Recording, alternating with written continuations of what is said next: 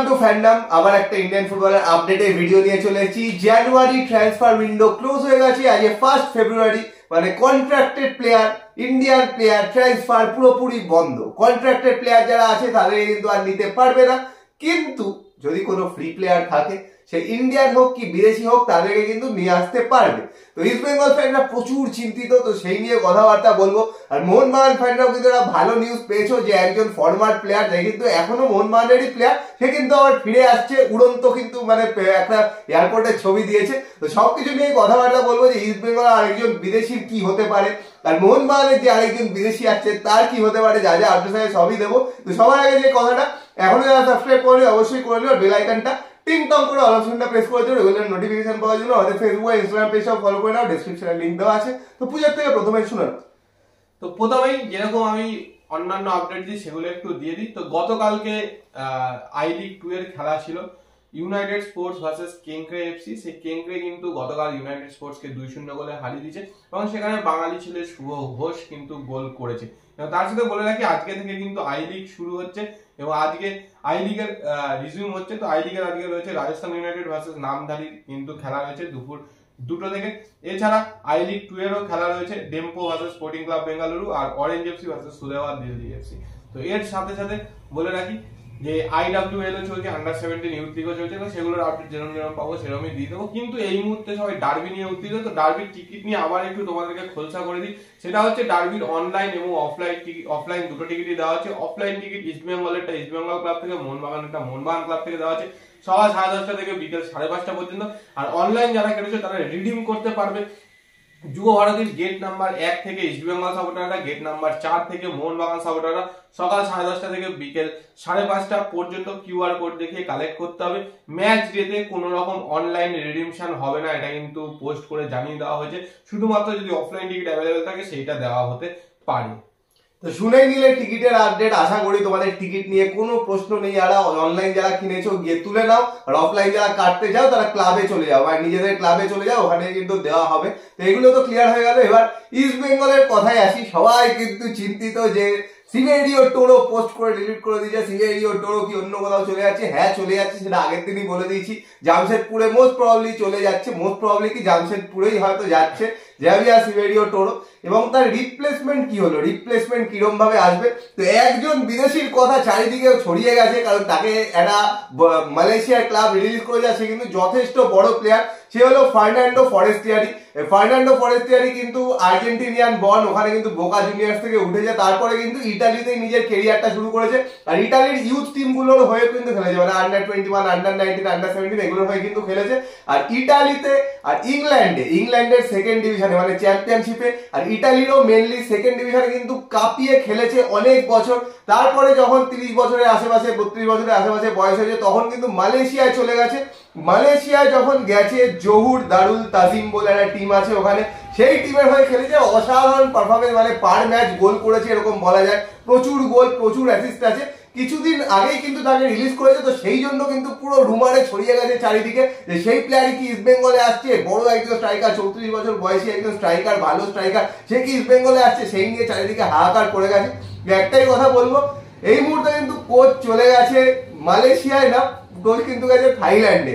এবার এটাই দেখার বিষয় যে থাইল্যান্ড থেকে কোন প্লেয়ারকে নিয়ে আসে, এই প্লেয়ারকেই যার অসাধারণ একটা স্ট্যাটস আছে মালয়েশিয়ান সুপার লিগে, নাকি অন্য কোনো প্লেয়ারকে। তো যাই হোক, কোচ কিন্তু নিজে পছন্দ করে আনতে গেছে।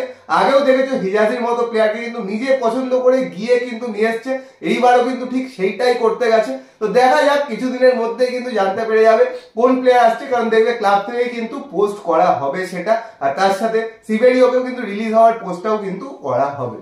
আর যতক্ষণ না পোস্ট করছে ততক্ষণ সিভেরিওর অফিসিয়াল রিলিজের অ্যানাউন্সমেন্ট হবে না। তো বলে রাখি, আগে ক্লাব করবে তারপর সিভেরিও নিজে করবে, তো ও আগে নিজে থেকে করে দিয়েছিল।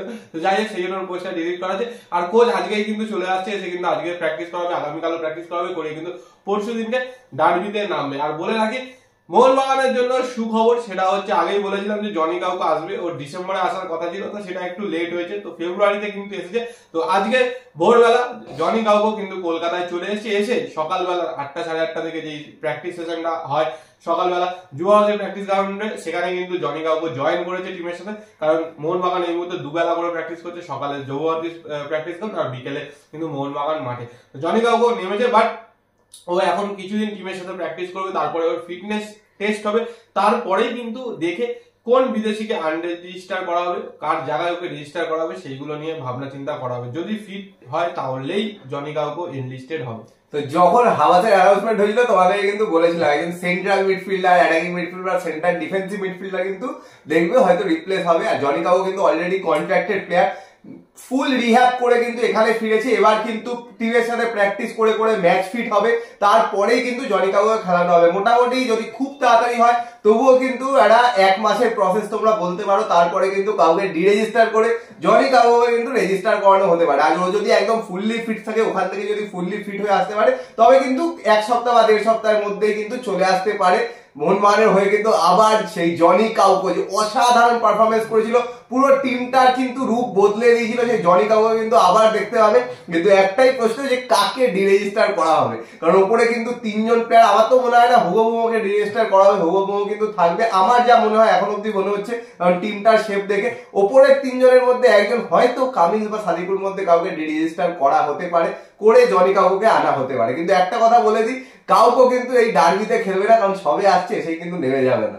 আর একটা কথা বলে দিই, হাওয়াজ সবসময় ডিফেন্সকে স্ট্রং রেখে খেলতে পছন্দ করে, তো ডিফেন্সটা ও সবসময় সলিড রাখে। তো সেই জায়গা থেকে 3 জন ইয়ং প্লেয়ারকে, যারা সুপার কাপে কিন্তু খুব ভালো খেলেছে, সেই 3 জনকে কিন্তু রেজিস্টার করেছে আইএসএল স্কোয়াডে। একজন হচ্ছে রাজ বাসপুর, অসাধারণ খেলেছে। একজন হচ্ছে আমনদীপ সিং এবং আরেকজন হচ্ছে দীপেন্দু বিশ্বাস। দীপেন্দু কিন্তু ডিফেন্সে গেলে, বাঙালি ছেলে 2 জন, আর একজন কিন্তু পাঞ্জাবি। তো এই 3 জনকে কিন্তু অফিসিয়ালি রেজিস্টার করেছে আইএসএল এর জন্য। তো দেখা যাক এদেরকে আইএসএল এর সুযোগ দেয় কিনা। সুপার কাপ যারা দেখেছো, আমার কিন্তু রাজ বাসফোরের খেলা খুবই ভালো লেগেছে। মোহনবাগান হয়তো পারফর্ম খুব ভালো করেনি, রাজ বাসফোরের খেলা যদি দেখো, মানে একদম মনে হচ্ছিল জান লড়িয়ে খেলছে, পুরো ফুল প্যাশন দিয়ে খেলছে। এরকমই কিন্তু প্লেয়ার দরকার। কারণ ইস্ট বেঙ্গলেও দেখছো যে সায়নের মতো প্লেয়ার এসে কিন্তু 17 বছর বয়সের একটা প্লেয়ার এসে কিন্তু এত ভালো খেলছে। রাজ বাসফোরও কিন্তু সেই রকমই মোহনবাগানের হয়ে ভালো খেলছে। এদের কিন্তু চান্স দেওয়া হলে এরাও কিন্তু ফিউচার সুপারস্টার হয়ে উঠতে পারে। আর এই যে বেঙ্গল থেকে নাকি ন্যাশনাল টিমের প্লেয়ার যাচ্ছে না, সেই জায়গাটা কিন্তু আবার ক্রিয়েট হয়ে যেতে পারে। সেগুলোকে, এই প্লেয়ারগুলোর দিকে কিন্তু তাকিয়ে আমার তাই মনে হচ্ছে। আর একটা কথা বলে দিই, তো আপডেট তো মোটামুটি দিয়ে দিয়েছি, আলাদা করে আপডেট কিছু নেই। তো কালকে সকালের দিকে মোটামুটি 11টা সাড়ে 11টার দিকে আমরা যাবো স্টেডিয়ামে টিকিট কালেক্ট করতে। তো ওখানে যারা যারা যাবে চলে এসো, আমাদের সাথে দেখা হবে, জিজ্ঞাসা করে নেবো ডার্বি নিয়ে তোমাদের কি এক্সাইটমেন্ট, সেটাও কিন্তু আলাপ আলোচনা করে নেওয়া যাবে। তো 8-10 গোল 12 গোল কেউ বলো না আবার দয়া করে, ডার্বিটা একদম 50-50 হয়, সেরকমই হবে হয়তো। এবারও আশা করছি খুব হাড্ডাহাড্ডি ডার্বি হবে। তো কালকে টিকিট কালেক্ট করতে যাবো স্টেডিয়ামে, তখনই তোমাদের সাথে দেখা হবে, কথা হবে। আর তাছাড়া দেখে কালকে ভেবে বলছি, কালকে হয়তো আমরা লাইভও করতে পারি রাত্রিবেলা, যেমন ডার্বির আগের দিন লাইভ করি তোমাদের সবাইকে নিয়ে। তো সেটাতেও কিন্তু সবাই জয়েন করতে পারো, সেটা কালকেই কিন্তু পোস্ট করে জানিয়ে দেবো। আর এই ভিডিওর যা যা বক্তব্য আছে সেগুলো নিয়ে কমেন্ট বক্সে কমেন্ট করে জানাও। ইস্ট বেঙ্গল ফ্যানরা কি মনে হচ্ছে এত চিন্তার বিষয় কি, এত চিন্তা তোমাদের কি মনে হচ্ছে কমেন্ট বক্সে কমেন্ট করে জানাও। আর মোহনবাগান ফ্যানরা তোমাদের কি বক্তব্য, জনি কাউকো যে ফিরে আসছে এটা কতটা পজিটিভ তোমাদের মনে হচ্ছে, সেটাও কিন্তু কমেন্ট বক্সে কমেন্ট করে জানাও। আর ভিডিওটা পছন্দ হলে লাইক করে দিও, শেয়ার করে দিও, চ্যানেলটা অবশ্যই সাবস্ক্রাইব করে দিও, আর বেল আইকনটা টিং টং করে দাও রেগুলার নোটিফিকেশন পাওয়ার জন্য। তো চলো এখনের জন্য টাটা।